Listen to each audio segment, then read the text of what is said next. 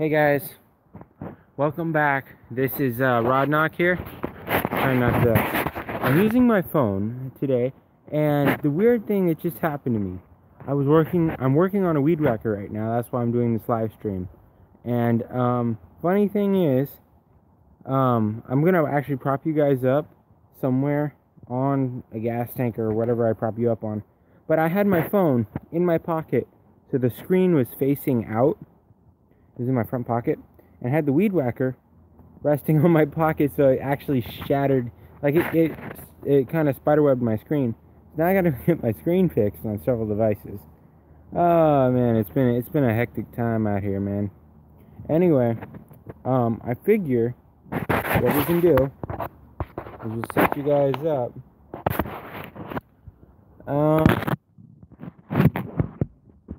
Right here so you can see what I'm doing.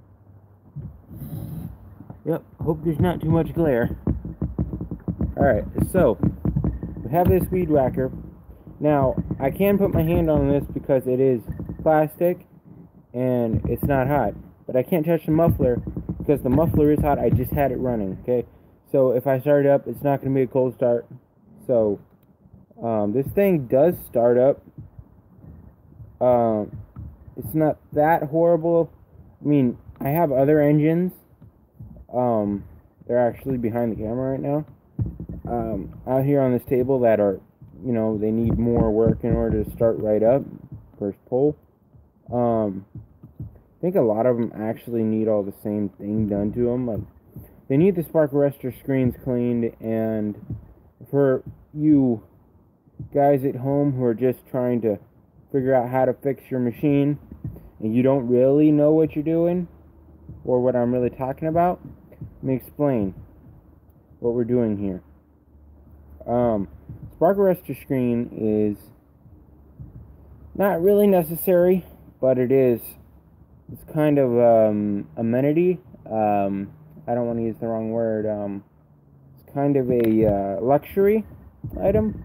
I would say they have it on every, a lot of the older, really old engines, they didn't have them.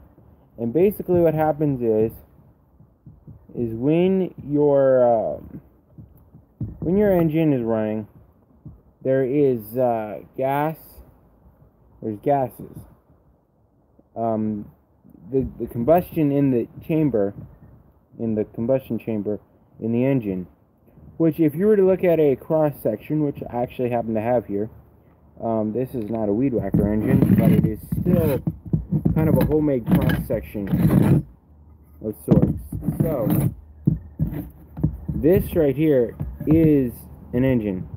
So this right here is this jug, the cylinder, or the combustion chamber, whatever you're if you're doing more of a scientific demonstration, this would be a combustion chamber. If you were if this was two pieces, this would be a jug, but since this is one piece, it's the cylinder head. Well, the cylinder head is this end right here, but this is the cylinder because this is all one piece. So what happens is when your engine's running, gases come out through. It's not that side. Yeah, it is actually. Gases come out through this right here, which is the exhaust port, and the exhaust port, in turn, puts out exhaust. So when that cylinder comes down, when that piston comes down, it compresses the gas into a fine, little tiny space. In a split second, it would come down, and the spark goes off, and it pushes the cylinder back up. So it's essentially, on a cartoon, you watch a cartoon, and the person, say there was a spring on the top of the, like in the cartoons, they try to use spring shoes and stuff. It's the same idea. You bounce and bounce and bounce. The thing just goes down and bounces back up, down and bounces back up. And that's what makes it go around and around and around.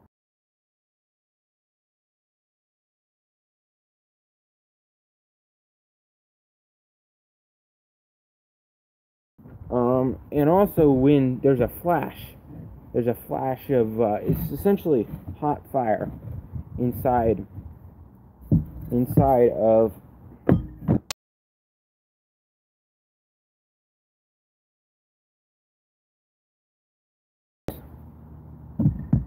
the hot fire is essentially a spark, and the spark could jump out, it could start popping little sparks every now and then out through the exhaust, because for one thing, there's still gas fumes sometimes in the exhaust. If the engine's not running right, there can be gas fumes in the exhaust. This is almost off. I just got to take off. What else do I have to take off here? I have not taken this thing off myself. Oh, I need the spark plug out. I have actually not taken this thing apart myself before.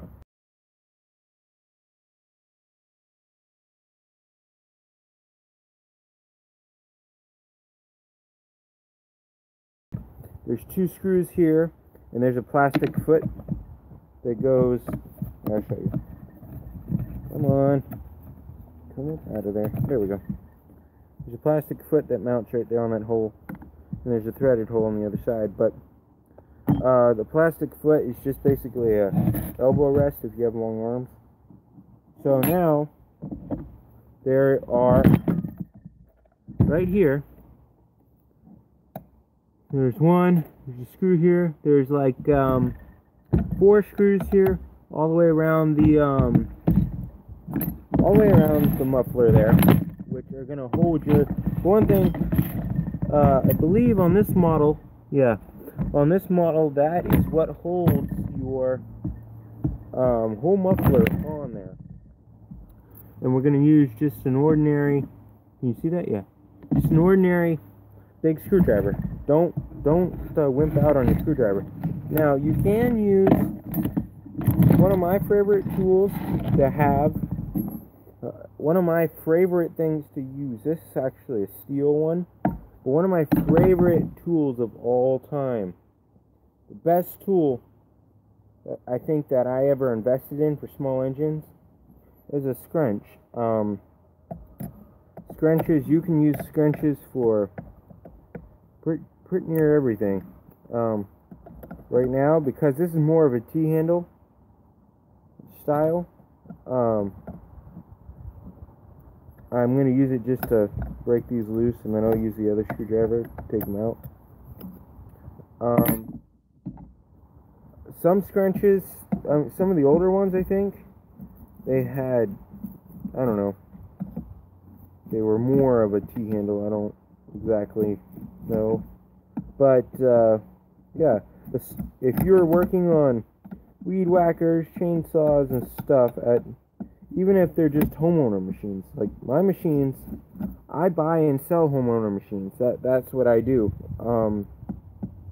And I have, a regular 9-to-5 job, but to make money on the side, I do buy and sell. I haven't bought much recently. I actually haven't bought anything recently. Things have been slow. Haven't bought anything. Haven't sold anything. Haven't really finished much on any machinery. I'm almost about to wrap up another one, actually. It's a home light. I picked it up for $10. And I'm probably going to sell it. Either going to sell it, or I'm going to sell this that I'm working on and keep the home light. Because I don't really need a commercial weed whacker around the house here. I am planning on doing some lawn care in the future here. So, here we go. Your spark arrestor screen. So, this is kind of the muffler. All of this is sound dampening. So, if you wanted to open this up, and it has that heat-proof wool stuff in there, which basically, you can take that out if you want your muffler to sound louder. I'm not going to, because there's a plastic cover here, and that essentially works as a heat shield to keep the hot air from melting the plastic cover. Yeah, and as you can see, I don't know how well you're gonna be able to see this, but I'll scrape some out and show the camera up close.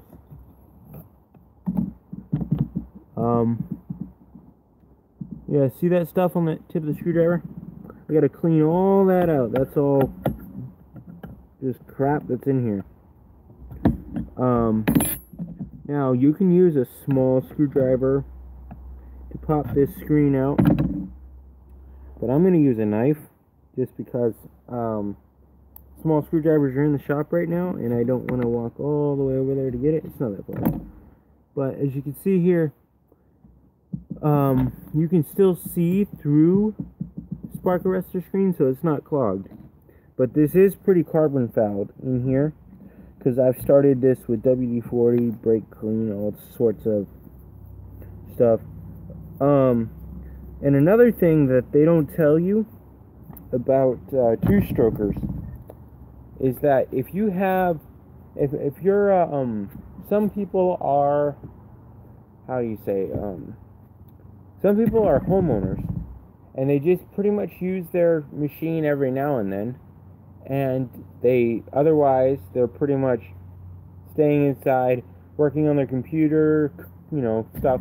But if you fry a lot, if you do a lot of cooking with oil or anything, or maybe you live down the road from a restaurant, you can get the old cooking oil. I've used bacon grease, but it solidifies. You want to get used vegetable oil, and you kind of play around with the mixture.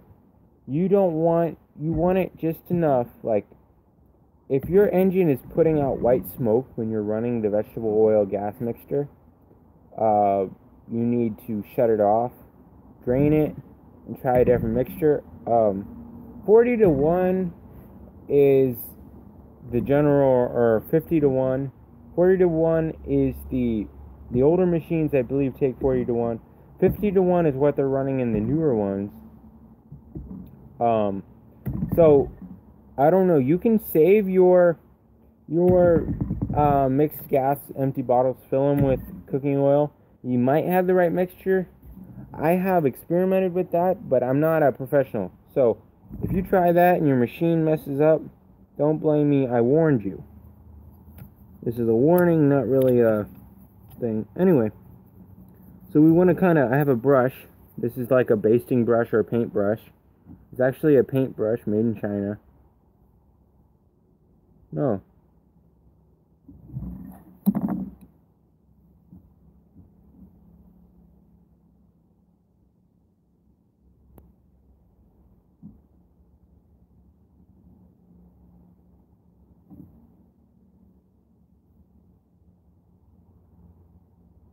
Ah, it's just a bird in the gutter.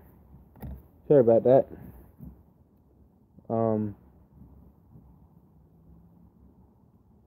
Let me see what the time is here. Okay, we got time. So I'm not going to clean all this out on, not going to do all this on camera because it's going to make too long of a live stream. But as you can see, the spark arrestor screen was not our problem in this case.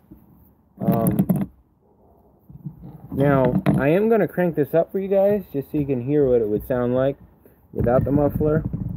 Now, granted, I don't have hearing protection on right now. I don't remember where I set my earplugs down at, so I'm going to have to buy a new pair. We're going to crank this up, listen to how it sounds, and if it runs better without the screen in it, then we're going to go ahead and clean everything, put it back together, and hopefully whatever it was blocking it was blown out when we started it up. And if not, you need to check your carburetor. Now, I know my lines are good on this because last year I did change them, put a new grommet in. That's why when I work on this, I can have it totally upside down. I replaced the grommet.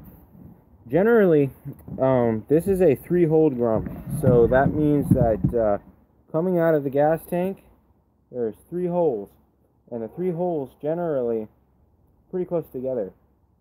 And the problem with that is when they're so close together, the crack sometimes will form, if the hoses get tugged on or the grommet starts getting brittle or something, a crack will form connecting the holes, and that'll create a leak.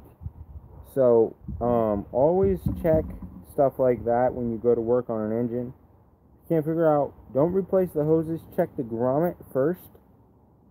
You know, because some people rebuild the carburetor, I think it's the carburetor, but a lot of times it is that grommet. I've had that happen several times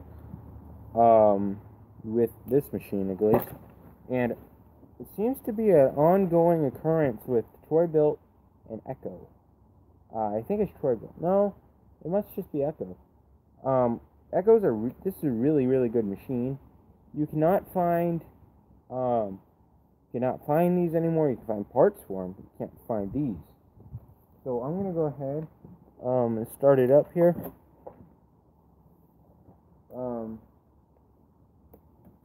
Prime it. I just had this running. I shouldn't need to prime it.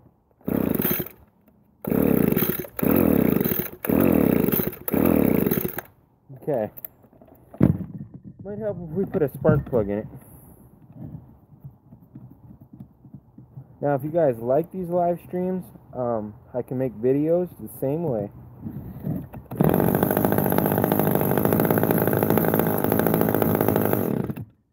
Now, I don't want to run it too much because, for one thing, I do not have the shroud on here. But, you know what?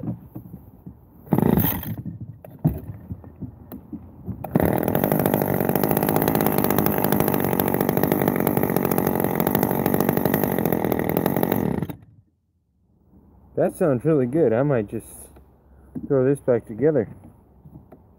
So yeah, that was the problem. It had a spark arrestor screen that just needed a little servicing.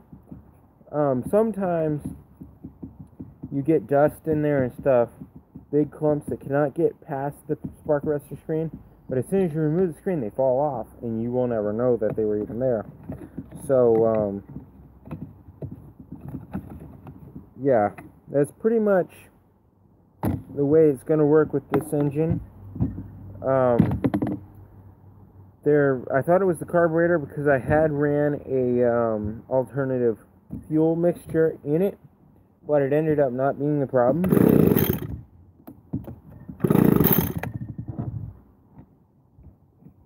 Now, with these engines, one thing that I kind of learned you have to watch out for is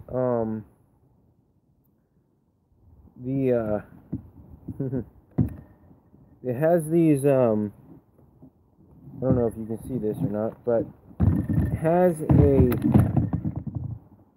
the throttle here.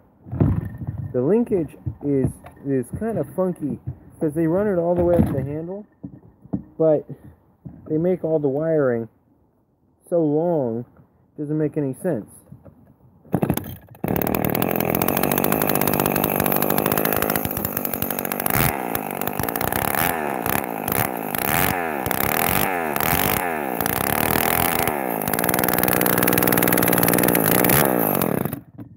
Now, I don't want to heat it up. I don't want to let the engine it's already getting warm. So that's as much as we're going to run it without the muffler put all that together and with the shroud off. I'm feeling raindrops, so it's going to rain. I don't want to jinx it though. Because the lawn kind of does need it. So, this is Rod Knock. Thanks for watching.